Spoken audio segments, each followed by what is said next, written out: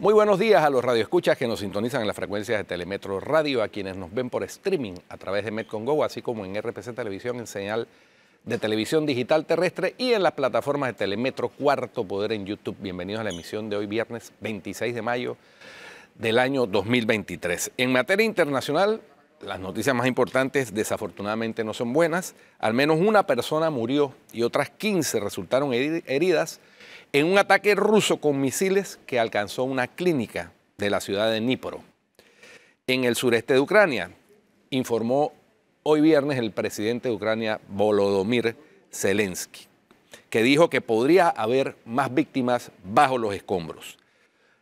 Abro comillas, debemos derrotar a estos inhumanos de forma irrevocable y lo antes posible, porque es nuestro momento y es nuestra gente. Y nuestra gente es lo más preciado que tiene Ucrania, escribió Zelensky en su cuenta de Telegram. El mandatario agregó que los equipos de emergencia trabajan en el lugar del ataque ante la posibilidad de que haya más víctimas. Lamentable porque eso viola, nuevamente lo reiteramos, la Convención de Ginebra. Es un ataque a una instalación de atención médica. Muy bien. Acá, volviendo al continente, el Parlamento cubano aprobó este jueves, ayer, por unanimidad, la Ley de Comunicación Social, una norma que regula los contenidos de los medios en la isla y desconoce a la prensa independiente como figura jurídica. Los legisladores de la Asamblea Nacional del Poder Popular, entre ellos el expresidente Raúl Castro, pasaron el proyecto sin hacer modificaciones al documento. El dictador de la isla, Miguel Díaz-Canel, aseguró desde la sede legislativa que la ley es un primer paso, o sea que vienen más, para regular el sistema comunicacional del país y reconoció el enfoque regulatorio de la norma. Se trata de la primera legislación mediática en la isla, que ha sido duramente criticada por ONGs y medios que están fuera de la órbita estatal, quienes argumentan que censura los contenidos contrarios a la narrativa oficial y deja a la deriva a los diarios digitales independientes. Es decir, Cuba para atrás, como si no tuvieran suficiente. Así es. Y por último, ayer Stuart Rhodes, fundador y líder de Oath Keepers, fue sentenciado a 19 años de prisión por liderar el complot que consistió en tomarse el Capitolio el 6 de enero del año 2020 para mantener al entonces presidente Donald Trump en el poder, 2021, perdón, después de perder las elecciones de noviembre de 2020. La sentencia es la primera dictada en más de una década por el cargo de conspiración sediciosa. Abro comillas de lo que dijo el juez en su sentencia. Lo que no podemos tener de ninguna manera es un grupo de ciudadanos que, porque no les gustó el resultado de una elección o porque no creyeron que la ley se siguió como debería ser, fomentaron la revolución. No sé por qué me acordé de Manuel Murillo cuando leía esto. Dijo el juez de distrito Amit Mehta antes de dictar la sentencia. Eso es lo que usted ha hecho, señalando a Rhodes. Me atrevo a decir, señor Rhodes, y nunca le he dicho esto a nadie, que haya sentenciado que usted representa una amenaza y un peligro continuo para nuestra democracia y el tejido de este país. Agregó, me atrevo a decir que ahora todos contenemos la respiración colectiva cuando se acercan las elecciones. ¿Tendremos otro 6 de enero otra vez? Eso está por verse, concluyó el juez Mehta. Muy bien, eso es lo más importante en el plano internacional, Flor. En el plano local, Guido, está el tercer día de audiencia de New Business. Ayer hay varias cosas que destacar. Primero, yo sentí flojos a los jueces ayer. A los fiscales. A los fiscales, perdón. Yo sentí flojos a los fiscales ayer, no sé si te pasó igual. Sí, como que no tenían dominio del tema societario y del tema bancario, me dio la impresión. Porque las preguntas eran repetitivas, eran en torno... Yo no entendía hacia dónde conducía el interrogatorio. No, y las sentí flojas, las sí. preguntas. Estabas enfrentándote a personas que evidentemente conocen el sistema. Algunos. Porque por eso hicieron... por ejemplo, el banquero. Exacto. O sea, por eso hicieron uso de él, ¿no? De forma tan hábil. Entonces, creo que con el tiempo que ha habido para prepararse y la importancia de este caso, creo que eso estuvo mal. Creo que eso está mal y que pone en peligro el caso. Ojalá que no, pero tienen que estar a calabaza si quieren en verdad lograr lo que están investigando, lo que estuvieron investigando por tanto tiempo. Yo no diría que pone en peligro, sino que no se entendió, no se entendió cuál era el propósito de los interrogatorios. Así como los de la defensa también. Que estar hacha. Porque sí, de acuerdo, Flor, pero es que no es que porque tuviste un día en donde no fuiste hacha, vas a poner en peligro un caso. No, pero puedes ponerlo si sigues. Sobre todo un caso que tiene testimonios tan contundentes como estos, que lo vimos el día de la. Bueno, estos eran testigos de la defensa. Escucha, entonces, por eso es que yo no entiendo cómo la defensa de Ricardo Martinelli sigue insistiendo, Guido, en el mismo argumento de siempre, que es que él no tuvo nada que ver con la compra de Pasa, que esto casi que él no sabía absolutamente nada. Y me sorprende porque hasta Alfredo Baier hasta dijo, muestren los cheques emitidos por Ricardo Martinelli, prueben que él lo compró él mismo directamente. Es lo mismo, el mismo alegato que tenían en el caso de los pinchazos.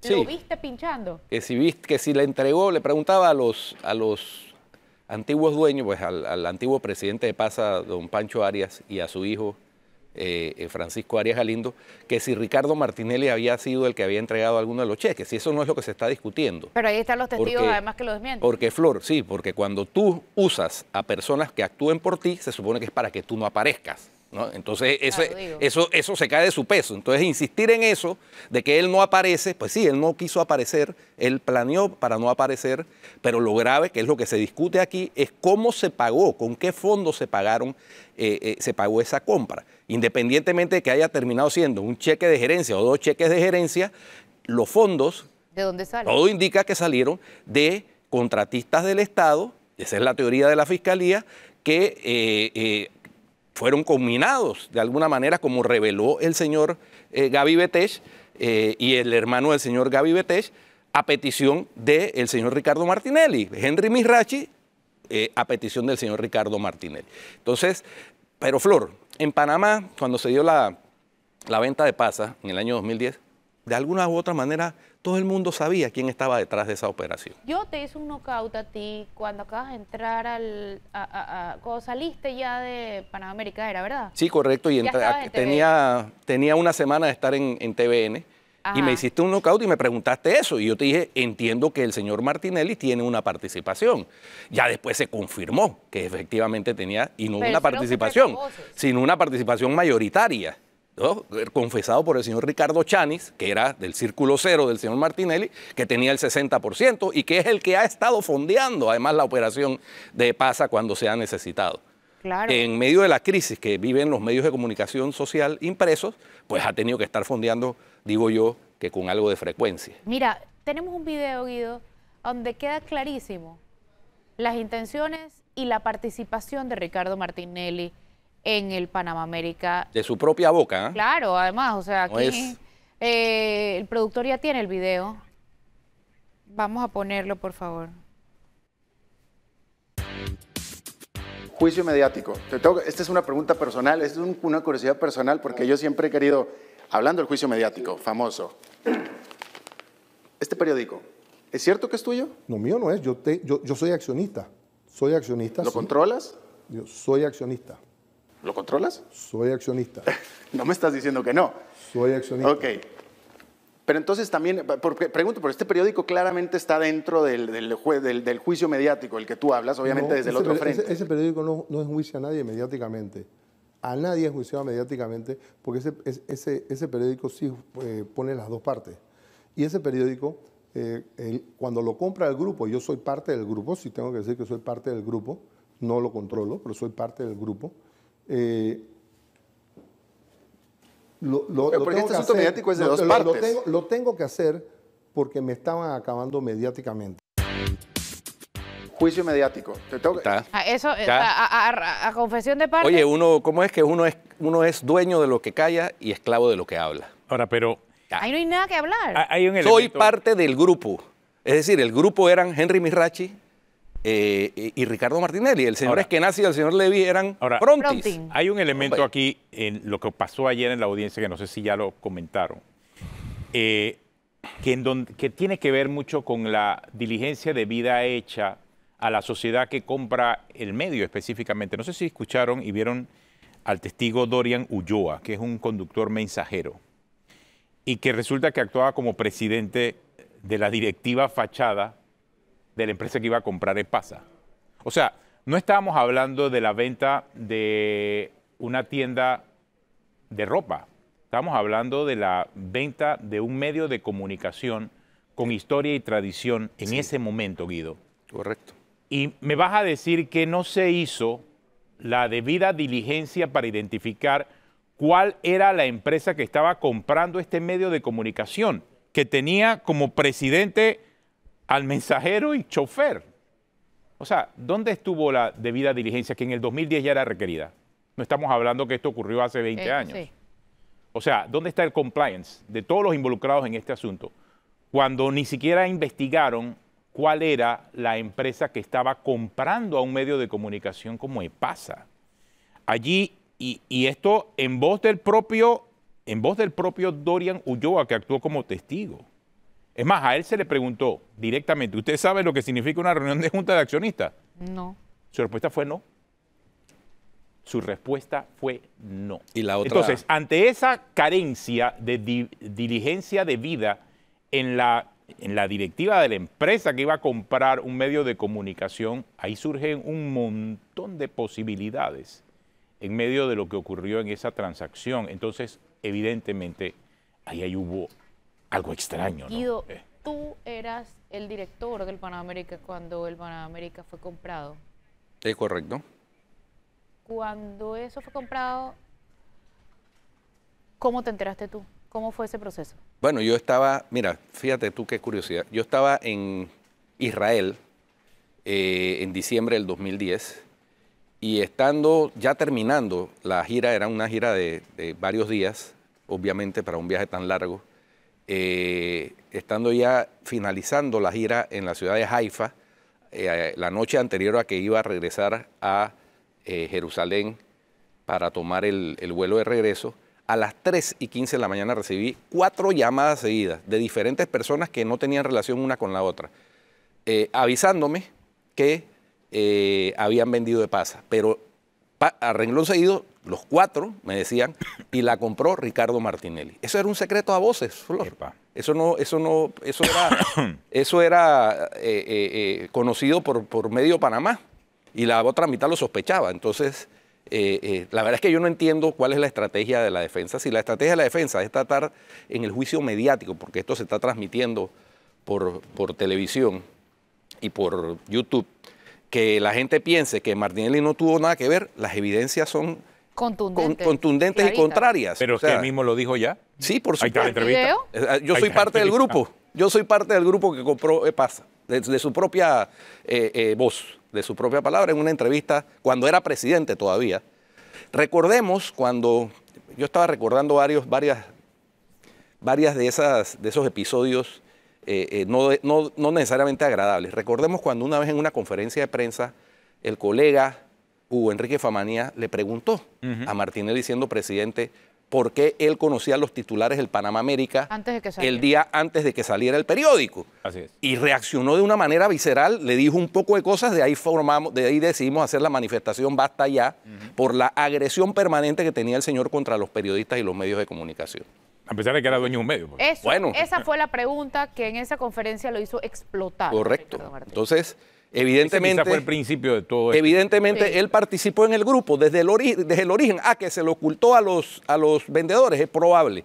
Yo no voy a discutir eso. ¿A Pero- los compradores será? No, a los vendedores, no a los sé. que ¿Qué vendían, vendedores? a la familia Arias. Ellos son los no. compradores. No, ellos Que son lo- los No, los vendedores. vendedores. Perdón, es cierto, ellos son los vendedores. Bueno, yo no voy a entrar en esa discusión, pero- No, es que la pregunta casualmente que gira en torno en el juicio es, bueno, ¿y usted en algún momento el señor Ricardo Martinelli le ofreció algo por el periódico? Obviamente, ¿no?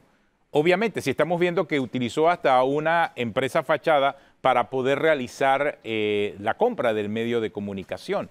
Entonces, El instrumento fue Henry Mirachi, que además ya publica el propio medio del señor Martinelli, El que no difama a nadie.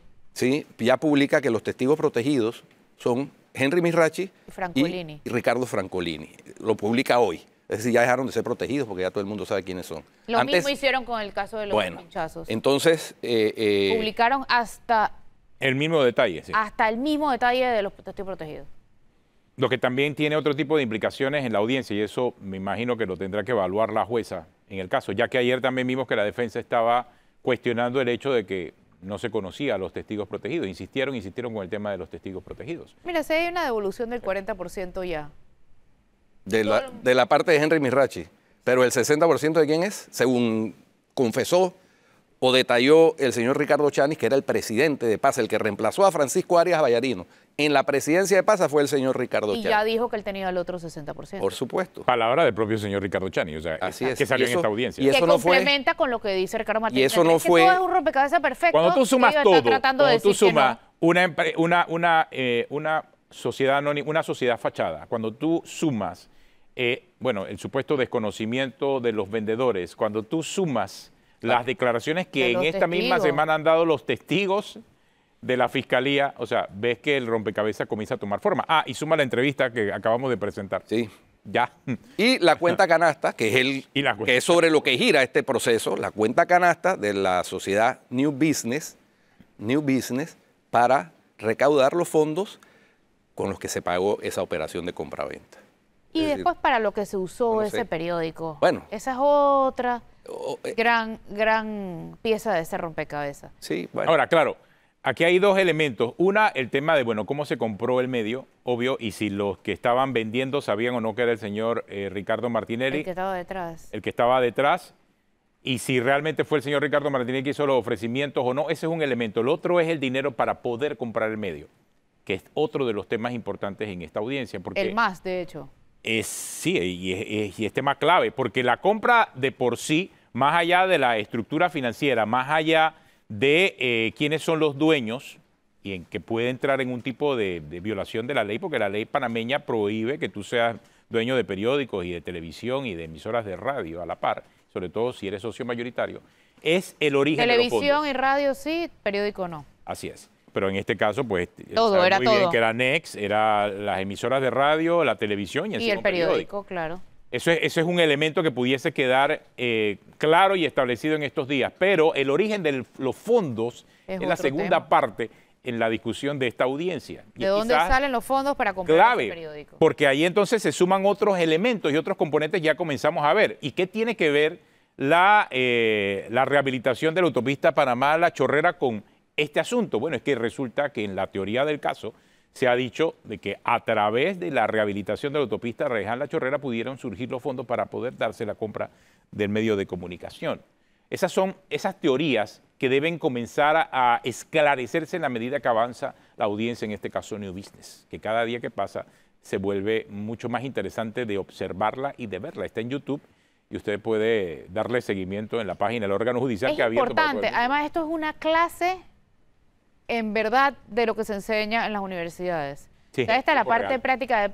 Así es como se entiende el derecho. Y cuando la justicia realmente se involucra para poder tratar de identificar cuál es la verdad en algunos casos. Ahora, Sí. hay que Tiene hacer... todos los elementos para hay- hacer mucha docencia. Hay que hacer, exacto, hay que aprovechar para hacer docencia porque, por ejemplo, ayer una de las quejas de los abogados de la defensa sobre los testigos protegidos era que pretendían hacer valer una norma que es del sistema penal acusatorio y este juicio caso, se lleva a caso por el sistema antiguo, el Exacto, el inquisitivo mixto. inquisitivo mixto. Entonces, y la jueza se lo tuvo que recordar, y el fiscal, Emeldo Márquez, se los tuvo que recordar.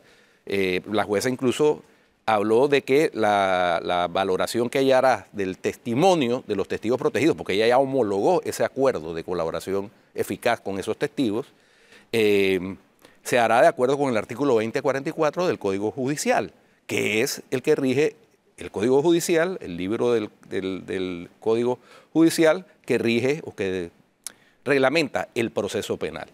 porque esto se rige bajo ese sistema. Ahora, el otro elemento ayer también fue la presencia del abogado Luis Eduardo Camacho, que él no supuestamente tenía COVID, y el fiscal Emeldo Márquez le sacó ese asunto, ¿no? Bueno, tiene que demostrar que realmente no tiene COVID. Que apestaba a todo el mundo aquí. Y salió entonces con un certificado de no detectado. Claro, pero también eso me llama poderosamente la atención. Tú sospechabas el lunes que tenías COVID y de repente aparece en la audiencia el jueves. El martes creo que fue comenzó la audiencia. No, pero el jueves apareció. Y aparece entonces la audiencia el jueves, pero bueno. Sí, bueno. Son cosas que quedan en uno dudando. Ya al final se quitó la mascarilla. Sí, al final terminó sin mascarilla y sin nada, porque es que ya realmente no tenía... Cuando interrogó a Francisco Arias Galindo y a Francisco Arias Galindo ya no tenía mascarilla. Como un COVID Express. COVID Express. Parece que no, ya no tenía COVID, o es que si tenía COVID y se le fue el virus, no sabemos. Pero sí, realmente a medida que pasa este caso, vamos como interiorizando mucho más cómo se mueven los hilos del poder en algunas circunstancias y de qué manera también actúan los políticos, ¿no?, cuando llegan al poder. Ahora, no sé si es el actual común o no de los políticos, porque mucho de lo que aquí se está revelando son a veces rumores que surgen, pero uno al escucharlo de la viva voz de los testigos, queda entonces confirmado todo lo que uno suponía, pensaba o le había dicho. Es que aquí piensa mal y de verdad uno siempre acierta. Piensa mal y acierta después de escuchar todo lo que ha pasado hasta ahora. En uno de los testimonios, porque tú mencionabas el del conductor, mensajero y presidente de la junta directiva de la compañía que estaba comprando. Que confesó que él no sabía lo que era una junta de accionistas. La otra colaboradora entrevistada o interrogada como testigo, así es, confesó que ella había firmado papeles de reuniones en donde ella no había participado, certificando una reunión. $25 por firma. De accionistas, certificando que se dio una reunión de accionistas en la que ella como certificaba que había participado, en la que no había participado. El fiscal le planteó que eso era una falsedad, pero bueno, es increíble las cosas que se ven cuando la justicia comienza a operar más o menos como Dios manda, ¿no? Ahora, obviamente, sabemos que hay empresas de papel, pero empresas de papel que quizás no tienen tanto impacto en la vida día a día de una persona o empresas de papel que a lo mejor realmente tienen como objetivo proteger valores. Es parte de una estrategia que puede llevar adelante una empresa. Pero para comprar un medio de comunicación, ¿necesitas una empresa de papel? O sea, esa es la pregunta. O sea, ¿qué tipo o qué alcance pudiese tener la empresa que quería comprar este medio de comunicación para hacerlo a través de una empresa de papel confirmado por los propios testigos que participaron ayer en la audiencia, en donde ni siquiera todas las actas estaban simple y sencillamente firmadas por una señora que creo que era mensajera, igual por el presidente en funciones, que era el conductor. O sea, uno realmente se termina preguntando acerca de dónde está ese compliance, esa debida diligencia que se debió cumplir a la hora de poder validar una transacción de ese tipo para un medio de comunicación. Eso quedó evidenciado ayer en esta audiencia. Pero bueno, vamos a una pausa, ya regresamos. Hoy vamos a estar conversando con el licenciado Daniel Lombana porque tiene un caso interesante ahora que estamos hablando de las firmas por la libre postulación y cómo también algunos precandidatos por la libre postulación están intimidando a otros para tratar de quitarle firmas al contendor. Este caso, mira, curiosamente, sí ha sido de interés para la Fiscalía Electoral, así que vamos a hablar de ese tema en breve, aquí en Cuarto. Además de que tenemos una denuncia interesante ahorita al volver. Ya volvemos.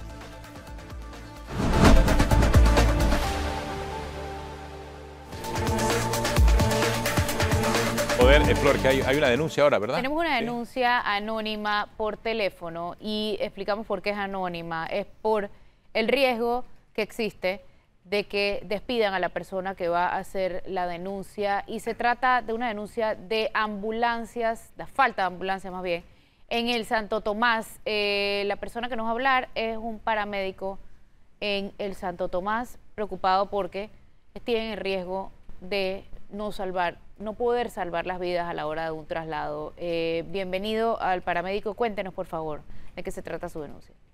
Sí, buenos días a mi raza y al elenco que la acompaña. Bueno, mira, más de todo, ser paramédico, lo voy a hablar como ser un usuario más bien, de algo que me pasó en vida, de lo que viví ese día que trasladé a mi papá del cuarto urgencia del Hospital Santo Tomás. Ante todo, una excelente atención, nos atendieron de maravilla, pero como él tenía seguro social, se tenía que trasladar para el cuarto urgencia de la transísmica, del cuarto urgencia del hospital de especialidad de la transísmica. Bien, el calvario fue este. Mi papá, una persona de 75 años, tuvo un infarto de miocardio. En el momento del traslado, me dice el médico, vamos a trasladar a tu papá, vamos a esperar que llegue la ambulancia para entonces hacer el traslado. Y como hijo y como paramédico que soy, me di cuenta de que ellos ahí no cuentan con una ambulancia adecuada. Primero, mi papá era una persona que tenía que ir con un personal adecuado, idóneo, no iba nadie, iba un camillero, porque mi papá tenía una bomba de nitro, ¿no? Un medicamento que se pone para mantener a la persona por su condición estable, ¿no? Y me dice el médico de que no, que eso no había ningún problema con eso, porque tu papá estaba estable. Y yo le digo, doctor, pero el hecho de que mi papá está estable no quiere decir que en el camino no se puede estabilizar. El término estabilidad no es sinónimo que el paciente va a estar 100% bien en todo momento, ¿no? Entonces, cuando llega la ambulancia me doy cuenta de que ellos no cuentan con una ambulancia realmente. Eso es un busito que dice ambulancia. No tiene oxígeno, la camilla no le funciona, no tiene monitor, no tiene ningún medicamento para en caso tal de que la persona tenga una descompensación. Y me extraña porque pienso de que el Hospital Santo Tomás es un hospital de tercer nivel. E incluso yo en mis prácticas hospitalarias las hice en el Hospital Santo Tomás. Y pienso de que debería tomar en cuenta el señor ministro de Salud y las entidades del hospital esto de que el hospital no cuenta con una ambulancia o un servicio de ambulancia. Por ejemplo, voy a poner el Hospital del Niño. El Hospital del Niño actualmente cuenta con ambulancias, no solamente una ambulancias y personal paramédico. Hay entidades que tienen ambulancias, hasta la Asamblea tiene una ambulancia. La Asamblea tiene una ambulancia porque incluso cuando tú pasas por las inmediaciones tú ves la ambulancia estacionada ahí. Entonces es como irónico, ¿no? De que una ambulancia esté parada ahí cuando un hospital de tercer nivel realmente necesita personal idóneo y un vehículo adecuado.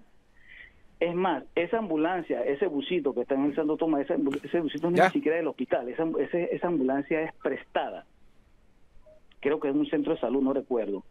Porque conozco varias personas ahí, me han contado, ¿no, Iván? Ahí el problema es grande. Entonces, no sé, me gustaría ver si de alguna forma tomaran eso en cuenta, porque realmente es tedioso. Es tedioso, yo pasé eso ahí y como paramédico y usuario del hospital, te lo comento, ¿no? Para que tomen las entidades y los que tengan que ver con estos asuntos sobre la carta sobre eso, porque no es justo que el hospital de tercer nivel, el hospital del pueblo, no cuente con un servicio adecuado.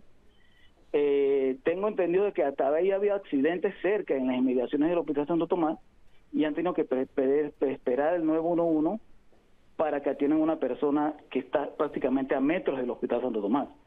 El sistema ABC 911 no tiene la capacidad completa de atender accidentes múltiples a la vez. Entonces pienso yo que ese hospital debería tener una ambulancia o ambulancias con alguien que esté encargado de eso para que brinden un servicio ya sea de traslado o a un momento determinado, un accidente grande, el hospital pueda despachar la ambulancia para dar el apoyo a la comunidad, ¿no? Bueno, gracias. Ya saben, entonces, ahí están denunciando la falta de ambulancia en el Santo Tomás. La persona no se identifica porque dice que si se identifica también corre el riesgo de que sea sancionado, ¿no? En la ¿Sancionado o despedido retaliación. directamente? Sí, la retaliación, obviamente, por hacer la denuncia. Yo no entiendo por qué, porque al final... Porque aquí no se puede hablar y sino que lo diga Edwin Zamudio. Sí, el de la exactamente. UNACHI. Si tú aquí tratas, por alguna razón, de señalar alguna deficiencia del sistema, lo que dicen inmediatamente es que eres enemigo del sistema. Y bueno, así que... Sí. Pero lo que no hay es ambulancia en el Santo Tomás, ese es el problema. Yo he constatado porque, bueno, ustedes saben que yo soy miembro del Club Kiwanis y el Club Kiwanis participa en el patronato del Hospital Santo Tomás, que les toca mendigar al MEF para que le den los recursos para poder funcionar. De hecho, el presupuesto es deficitario. Así que no me extrañaría que sea cierto Oye, que no ¿cuánto tienen cuesta la ambulancia? Bueno, lo sacan de la ambulancia. descentralización, que como $200 millones. Saquen de ahí para comprar la ambulancia en Santo Tomás. Sí, ni que fuera tan Y cara. está en el MEF también la plata, por cierto.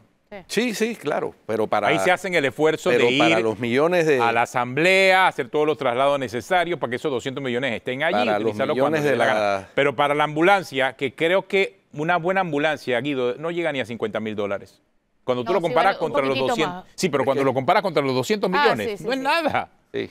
Es decir, hay plata para la descentralización, pero El- bueno, la descentralización paralela, aclaramos. El hospital, Para el la hospital política. Santo Tomás, el hospital del pueblo, de tercer nivel, etcétera, tiene que tener no una, varias ambulancias. Exacto. ¿No? Eso no, No, tiene eso presentación. es de tercer nivel y de tercer mundo.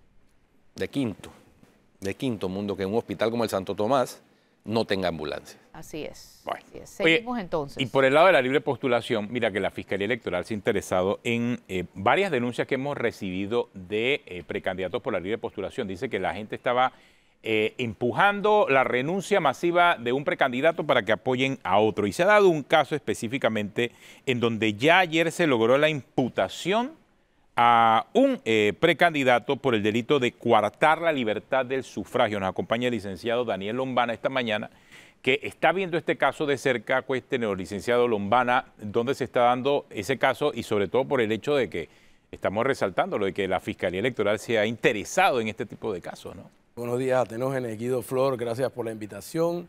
Permíteme cumplir con una deuda que tengo hace tiempo. Un saludo para mi esposa Ana Patricia y mi hija Julieta que nos están viendo. Siempre me lo reclaman. De verdad, pero Daniel, va a la televisión y no nos felicitan y nos saludas.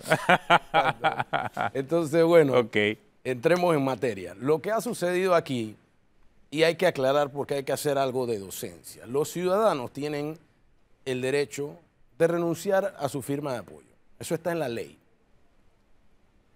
Pero tiene que haber una autenticidad en la voluntad, que ahí es donde este proceso que la Fiscalía Electoral está adelantando, que ya ha logrado una imputación, ahí es donde está la diferencia. ¿Ves? Porque no es lo mismo que aquí el señor Atenógenes Rodríguez después se entere que el candidato al que le firmó, hey, pasó esto, la verdad me dejó de gustar, y voluntariamente decida ir y retirar la firma, a que venga alguien, te agarre en una estación del metro, te agarre entrando a un centro comercial, te agarre en los 5 minutos, te enrede. Renuncia acá y mejor apoya acá. No, pero es que el tema es que los que engañan a las personas le dicen, me puede apoyar si usted le renuncia al otro candidato. Eso es falso. La ley electoral no lo permite. Es lo que iba a Si preguntarle. usted renuncia, no puede volver a firmar. Claro, exactamente. Entonces, así es. cuando la persona queda que no puede volver a firmar, lo engañaron.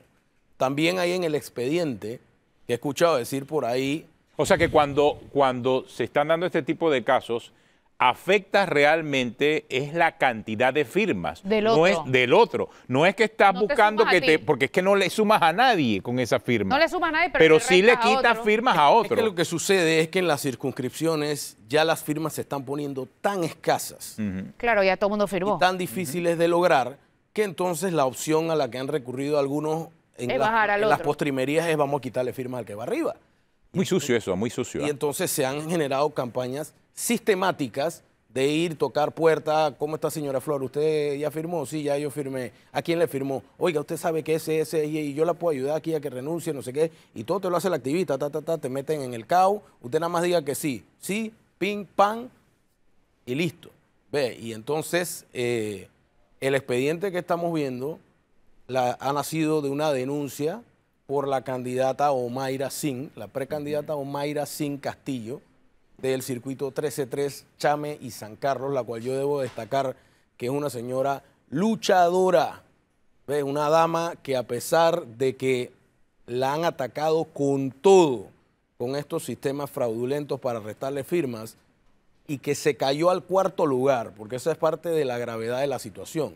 Producto de esa estrategia. La postulación de ella llegó a estar en riesgo producto de esta situación. Y ella, a pesar de eso, siguió y hoy está de primera. ¿Ves? Pero ella dijo, yo no me voy a quedar con este clavo. Acudió a mí, pusimos una denuncia, la Fiscalía Electoral adelantó, hizo su trabajo, realizó las entrevistas y entonces solicitó la formulación de la imputación.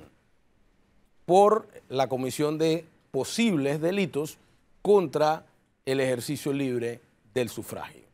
Entonces, es la etapa donde nos encontramos ahorita. En el día de ayer tuvimos audiencia de control frente al juez de garantías. ¿Qué alega el candidato? ¿Cuál? La defensa. Mira, yo creo que nosotros tenemos que brindarle al país una mejor cara. Y digo esto porque a mí me entristece ver en redes sociales que aquí están saliendo comentarios de parte de los seguidores y de los fans del imputado que suenan a la defensa de Martinelli. ¿Ves? Suenan a las clásicas cosas. Salgo de una audiencia, la pierdo, entonces el juez, entonces el fiscal, entonces el querellante, entonces aquí hay gato encerrado. Entonces aquí, oye, perdiste el round, acéptalo. Yo no tengo nada malo que decir del abogado de la defensa. El abogado de la defensa hizo su trabajo, no convenció al juez. Pero es que si esto ya va al plano de una investigación electoral, significa que la cantidad de firmas que le bajaron a la señora Omaira Sin fue alta. Es alta, ¿Cuánto es? son más de 300 firmas. Claro. Más de 300 obviamente. firmas. Y Por eso es que se está hablando de coartar la libertad de sufragio. es que específicamente, mira, dentro del catálogo, Lo que ellos alegan es que nadie obliga a nadie a nada. es que mira, Que Depende. nadie te obliga a decir, a afirmar que quieres eliminar Ese la es el mismo principio de los estafadores. Cuando le dicen, espérate, es que yo te dije que me pusiera la plata. No, tú lo hiciste por voluntad propia. Es la misma excusa que te utiliza un estafador. Igualito, Pero lo mismo. Pero es lo que alegan ellos. Ah, claro, Pero obviamente, dentro la, del expediente- la defensa del estafador, ¿no? dentro del expediente hay pruebas contundentes. Hay testigos que ya han sido entrevistados. Hay un señor, y yo lo cité en la audiencia de ayer, hay un señor que declaró que el imputado le pidió la firma. Ujú. Él le dijo, ya yo firmé. No importa, yo puedo verificárselo en el kiosco. A ver, o yo no estoy seguro si firmé, yo se lo puedo verificar en el kiosco. Lo lleva al kiosco, la persona pone su dedo. Resalto yo que en esos kioscos pasa lo que sea después de que usted pone su dedo, ciudadano, alerta. ¿Ves? Porque el activista queda manejando todo el kiosco, el precandidato, y ahí le pone la firma a quien le da la gana, le quita la firma a quien le da la gana, y entonces el señor puso su huella, acto seguido le dicen, póngala de nuevo, que es que él no la leyó bien. ¿Qué sucede? El kiosco necesita una verificación de la huella digital para abrir el sistema y luego para confirmar el trámite. Entonces le dicen, no le leyó bien la huella para que ponga la segunda, que es donde está confirmando el trámite y sale del kiosco la renuncia. ¿Ve? Entonces, eso es evidentemente una forma fraudulenta. El ciudadano narra en la entrevista que le hizo la fiscalía que quedó muy molesto al darse cuenta. O sea, él no iba a renunciar. Él no iba. Él no iba a Él iba caminando por ahí, le Llegaron preguntaron, con engaño. lo llevaron al kiosco para verificar si había firmado, puso su dedo, le chequearon ahí. Acabas de describir la diferencia entre una cosa y la otra. O Es sea, correcto. el estafador Ahí sí. te dice, ok, yo te convenzo y tú me das la plata voluntariamente. pero no, Y nadie eso te no manda. elimina la Esa es una estafa. cosa. Es una manipulación Claro, una fraudulenta manipulación para fraudulenta. alterar la voluntad del ciudadano. Claro, claro. Y, Oye, y eso es lo delicado acá Daniel, y está pero pasando en muchas ¿El circunstancias. activista era activista de cuál de los candidatos ahí en ese circuito? Porque yo veo que hay 3 que están galopando y ya los otros vienen vamos. muy abajo. Mira, yo quiero referirme con mucha delicadeza a esto, porque esto ya está en los medios. Esto ya fue publicado, ya salió en el medio foco, ya Telemetro lo cubrió, incluso el propio candidato, él mismo emitió un comunicado, y es el señor Joaquín Frías, de la coalición Vamos. Sí, ese es Panamá Oeste, el circuito 13-3. ¿Cuál sería la sanción en caso de que este señor resultara...? 1 a 3 años de prisión. Y obviamente no puede seguir Obviamente participando, ¿no? No pudiera continuar participando en la... ¿Y podría, por ejemplo, participar en la siguiente vuelta o eso no lo estipula la ley? Bueno, el tema es que acuérdate que normalmente la inhabilitación es por el tiempo que dure la pena, así que ya en los próximos 5 Podría ya correr los nuevamente. próximos 5 años. Pero ¿qué es cosa de ese precandidato? Porque él va bien, en segundo lugar cómodo. El que le sigue, que es Adolfo Tomás Valderrama Rodríguez. Oye, mira dónde está Baby Valderrama. Está pasando, va Baby. de tercero. Ahí, o sea, él Está lo más pasando. seguro es que de aquí al 31 de julio quede en la papeleta. Pero yo quiero Entonces aclarar- no entiendo. Quiero aclarar que vean la diferencia. Miren, ellos tienen más de 200 firmas entre el primer y segundo lugar. Y llegó un momento Ajá. en que en este circuito, Ajá. entre el primero y el cuarto lugar, había menos de 40 firmas de diferencia. Sí, pero ya no es el momento no es el ese. caso. Ya, Pero- ya Oye, le lleva más de curioso. 1.100 firmas. Y Baby no pregunta tiene nada es que por ver qué, en nada, porque me en imagino. aquel momento estaba muy apretada. Flor, tú eres mala. ¿Qué Y dijo? que Baby no tiene nada que ver en el asunto. Pero es que ¿qué tiene que ver Baby? Él no es el de la denuncia. No, porque él es no, así sí, de- pero a mí me él es da así, risa Flor. porque donde Baby está, Baby mueve las cosas. A donde Ahí está Baby pasando, está. Baby, ahí está Barbaridad. pasando. Ahora, sí es cierto que el señor, no, o sea, ¿cuál era su interés de terminar de primero? O sea, no entiendo. Sí. Porque los tres están primero o pasando. tercero da lo mismo. Claro, y el cuarto va primero, lejos. tercero, Entonces, da lo mismo. o sea, el que debía estar preocupado es Baby Valderrama, porque el cuarto se le está Sí, acercando. se le está Sí, es acercando cierto. bastantito. Así que. Baby tiene que Pero hacer su bueno. estrategia porque si no lo Quintero pasa. se lo lleva. Quintero se lo lleva. Pero Bueno. yo sí creo que es un precedente. Sí, no, por supuesto. Si es que además Claro, no es la Santi. primera denuncia, Dani. Claro. Hemos recibido y ventilado varias de ese tipo de denuncias. Oye, circuló un video. Yo no sé, a usted no sé, tú le Pero ya preguntaste. cuando hay imputado. Sí, claro. Tú le preguntaste a la profesora Maribel Gordón, que la entrevistaste esta semana, sobre el video famoso ese. ¿Y qué te dijo? Que eso era ¿Qué video famoso? campaña sucia. Un video donde, campaña sucia, donde donde ella denuncian aparece. que había activistas de la profesora Sí. Maribel Gordón diciéndole a la gente que firmaran para la no privatización de la Caja del Seguro Social. Entonces, salvo que lo que hayan dicho es firme apoyando a Maribel Gordón, que ella no va a proceder con la privatización del Seguro Social, que ese es un Claro, monstruito pero- que siempre los Sí. candidatos de izquierda Pero- ventilan, el cuco. Pero así es. si te pones a ver, ese sería otro tema, porque Sí. es que de lo que está hablando Dani es que tú lo haces ex proceso para perjudicar al que va de Está bien, primero. pero igual es Lo alterar cual la de voluntad parte te popular. beneficia a ti, pero no te beneficia directamente, Claro. sino es como Implicaría secundario. también un caso de engaño, Guido, aunque bueno, obviamente la profesora Maribel Gordón lo niega, dice que es parte de la campaña sucia. Pero aquí en la capital sí, la licenciada Ana Matilde Gómez denunció algo similar que está ocurriendo, de que muchos precandidatos que están buscando firma, en vez de ellos estar impulsando su firma con alguna estrategia, Le tratan de restar lo a que los otros. tratan es de restarle Claro. al otro. O sea, es esa la diferenciación entre. Bueno, porque al este restarle caso al y otro, al restarle al otro, Claro, te beneficias pero tú. es una estrategia negativa porque al final, es más, terminas afectándote tú mismo como candidato. Es que ahí es donde yo digo que, o sea, hay que ofrecerle al país algo distinto. Si Claro. nosotros realmente queremos un cambio. Y hasta en la forma como se administra la justicia.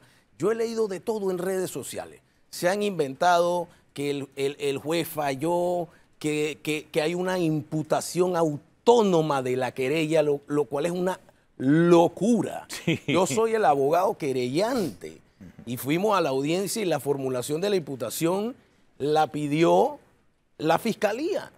Y la No, fiscalía... por eso destacamos que la Fiscalía Electoral sí se involucró en el Claro, asunto. entonces Claro. yo como querellante hice mi trabajo, la defensa hizo su trabajo y al final el convencimiento del juez, ¿cuál fue? Hay elementos que, y también quiero recordar que en una etapa de imputación, esto no es una etapa de juicio, esto no es una etapa de acusación. Exacto. Entonces lo que se requieren son pruebas indiciarias que nos digan a nosotros, aquí señor fiscal, le vamos a autorizar que abra una investigación formal. El caudal probatorio va a salir y viene. Pero lo que yo no quiero ver aquí es realmente que esto se transforme en un patio limoso como nosotros vemos acá en este New Business. Porque yo sí debo decir que muy sutilmente, al salir de la audiencia, recibí reclamos ¿De quién? de la contraparte por declaraciones que yo he dado a la prensa, específicamente a Telemetro Reporta. Y me parece muy fuera de lugar ¿El candidato fue el que te habló? alguien del equipo de ellos.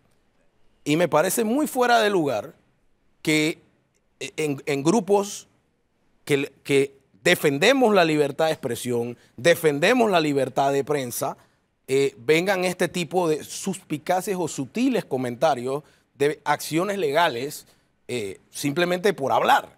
No, defienden y critican también lo que hacen los partidos políticos, porque es que estamos hablando aquí de dos figuras por la libre postulación que están buscando un cambio.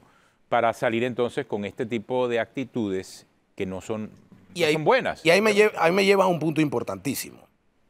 ¿Cuál es la tónica dentro de los partidos políticos? Vámonos detrás de nuestra gente, pase lo que pase. ¿Ves? No importa la maleantería que salga, lo acuerpan. Es exactamente lo mismo que los partidos políticos entonces. Entonces estamos viendo aquí que la Fiscalía solicitó una imputación. Ahí salen con excusas. La Fiscalía logra la imputación, el juez la admite, siguen saliendo con excusas. Entonces está la misma conducta de, en lugar de llamar a capítulo a ese candidato, oye, tienes un problema, estas no son pruebas inventadas, ahí están en el expediente las declaraciones. Entonces, ¿qué está pasando? Hay medidas cautelares que tú puedes tomar. Nosotros te vamos a retirar el endoso temporal, resuelve tu caso, frentea tu caso. Pero entonces, ¿qué es lo que vemos? Llega el imputado a la audiencia con una garulilla de abogados todos afines al movimiento Vamos. Entonces, hay un acuerpamiento. Bueno, pues ese es el derecho de defensa. Sí, Dani, tú eres abogado y... Es el derecho de defensa. Y de igual forma estamos abiertos. Si lo cuerpan es porque Claro, si es parte del movimiento lo pues van a sí. culpar. Y de igual forma estamos abiertos al derecho a réplica. Tú sabes que este programa tiene una especialidad, el derecho a réplica. Sí, esa es Sí, nuestra especialidad. pero lo que yo comento es que si tú pides unos requisitos para transparencia Total. y hay un candidato que se salió de la línea, entonces, ¿qué vas a hacer? ¿Qué vas a hacer? ¿Realmente tú lo vas a patrocinar? Depende. Si piensas que tiene la razón, sí. Bueno, O si piensas que esa es la manera correcta de hacer política. no, yo no sé. A mí lo que me parece Bueno, en este ¿Y momento... cuándo es la...? Bueno, no terminé. ¿Cuánto tiempo tiene la Fiscalía para investigar? 6 meses. 6 me meses. concedió. No terminé de decirlo. Evidentemente hay derecho a réplica, así que el lunes va a venir la otra parte. Buenísimo. Para eso está el programa. ¿El activista o el candidato? No, el abogado. Ah, el abogado. Bueno, El perfecto. abogado. Ya volvemos. No Tenemos se una vayan. pausa y ya regresamos aquí en Cuarto Poder.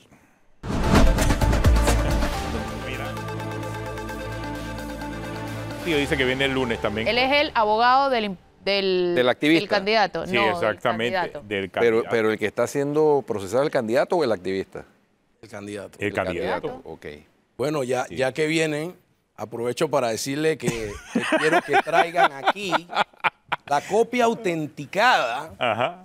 de la querella, de la imputación autónoma que yo presenté. Búsquela en el expediente. Ok. En todas las páginas. Traiga aquí el documento autenticado donde dice Daniel Lombana, abogado querellante, solicita al juez de garantía la formulación de la imputación. ¿Dónde está eso? ¿Y dónde está la resolución del juez que dice admitimos la querella autónoma del licenciado Lombana como formal imputación? Eso no pasó, eso es una mentira que están diciendo y no está bien, no está bien. Yo entiendo que hay que defender, pero yo creo que los abogados tenemos que parar ese relajito de que cada vez que pierde una audiencia, entonces deja de desacreditar a todo el mundo. Dani, y con mucho gusto, el lunes cuando venga la otra parte también, si tú sientes que tienes algo que decir en medio de la conversación también. Acuérdate que esto al final es una conversación. ¿Esta fue una investigación de oficio o fue una investigación por una denuncia? Inicia por denuncia. Denuncia. Inicia- Pero no fue Daniel Lombana el que presentó la denuncia. La denuncia la presenta la candidata Omaira Sin. Ok. Una vez que la fiscalía encuentra méritos y decide imputar, nosotros entramos ya como querellante formal. Gracias, Daniel, por presentarnos este tema interesante en medio de todo lo que es la campaña política, ¿no? Se nos acabó la semana.